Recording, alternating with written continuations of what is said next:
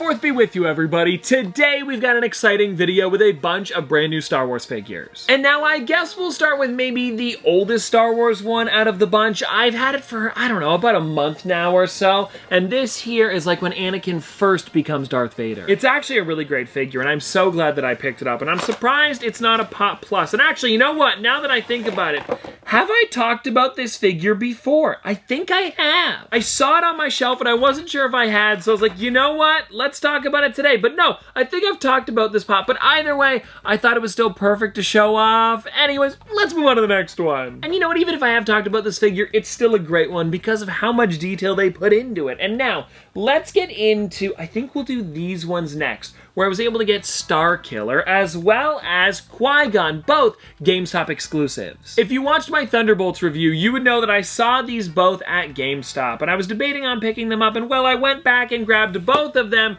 because, I mean, come on, they're so cool. Okay, I'm seeing some stuff from Star Wars that I'm probably gonna wanna pick up today. And now I think we should start with Starkiller here because this is part of Legends. And if you guys don't know how Legends works, it's where it used to be canon, which means, like, you know, it goes along with the storyline. But now, when it's Legends, they've taken it out of the canon, but they're still, you know, like characters owned by Star Wars and Disney and LucasArts. So, that's why I am pretty excited about checking this one out today because this Starkiller looks amazing with the lightning, as well as it also looks like, you know, there's a bit of wind with the way like the cloth is blowing, and both of the lightsabers, like the double lightsaber, really does look cool. And now I'm wondering if there's anybody on the back of this box. No, there isn't. It literally just says Star Wars Legends, and they have done other Legends Pops in the past. This isn't the first time they've done it, but I mean, they're just so cool. I think it's fun that they are actually going back and doing these older characters. Because don't get me wrong, I like the newer stuff, but this is what happens when there are so many different Darth Vader Pops. You forget if you've talked about it. But yeah, though, digging into them a little bit more, like I'm loving the belt and how there are like smaller metallic bits that are actually painted, like a little shiny, how they probably would look, you know, in real life. It's so nice that Funko does that because it really does add a lot to these figures. Honestly, so cool. And now, everybody, of course, we've got to take a look at Qui-Gon here. And this Qui-Gon is actually coming from the Obi-Wan television show because if you take a look on the back, you can see some of the other ones in the set. The Force Ghost figures are some of my favorites from the Star Wars line. I'm trying to think of some of the other ones that I have. Actually, now that I think about it, they're all behind me here. I don't know if there are any in the front,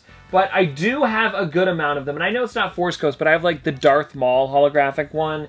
And then there's also like Yoda I've got. I have the holographic Darth Vader, the original one. That's so cool. So to have another like blue Star Wars character really is nice. And I think that's honestly one of the main reasons why I like it so much, because of how blue they are, and they glow really well too. Oh, and you know what? Another character that I have that's completely blue is Ahsoka. Not even just the Hall H version. They did that kind of like, I guess it'd be like holographic version of her too. That one is another really great figure. And anyways, taking a look at Qui-Gon here, I love that they made the base blue. They don't change it that often on these characters. Like normally it's just kind of like that black color, but this really does stand out. It would look amazing on a shelf. And well, anyways, everybody, there are the first two that I picked up over at GameStop. Then I've got another one to show you because I got it a little while ago, earlier than these guys, but I just hadn't talked about it. And this is one that I actually haven't shown off on the channel, I promise. Anyways, the one that I'm talking about here though is the Sand Trooper. And I guess we'll take the sticker off here. I'll be honest with you, and you know what? Now that I'm looking at the cover here, I kind of wish they included another figure to go along with this. But if you want to see what I'm talking about, this is it. The Sand Trooper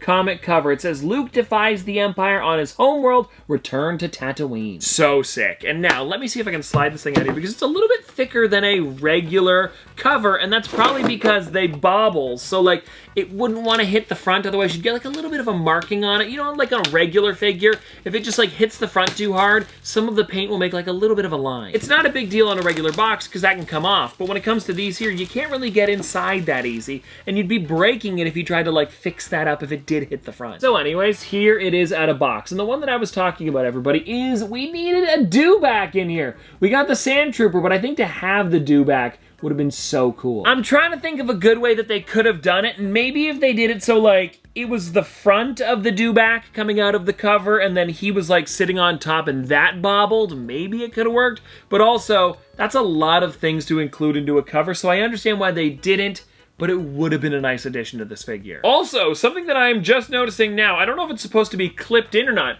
but do you see that? The cover is kind of coming off the front. I don't know if I'll be able to fix that, but when you look at it from the front, you don't even notice. But that is a little too bad. I'll have to work on that. But besides that, everybody, this is still a really great figure. That's why I picked it up, because I like it. Would I improve maybe with the do-back? And I wonder if there's like a version out there where maybe they tried to put it in. I don't know. But either way, it's still a lot of fun. Glad I grabbed it. Alrighty, now everybody, we have this package here coming in from the Funko shop. And the reason that it's open is because I want to make sure it was the Star Wars figures I was thinking it was. And so, inside of here, everybody, is 3 figures that were kind of to go along with Star Wars Celebration Japan. Like, you couldn't actually pick them up while you were there, I don't think, but they released the same weekend and they fit so perfectly together. And so, everybody, let's open this thing up and check that out. We'll do it kind of like a bit of a mystery box, where I'll reach in and grab, like, the random figure, like whatever comes out first, and then we'll go from there. And there is also, I want to mention this too,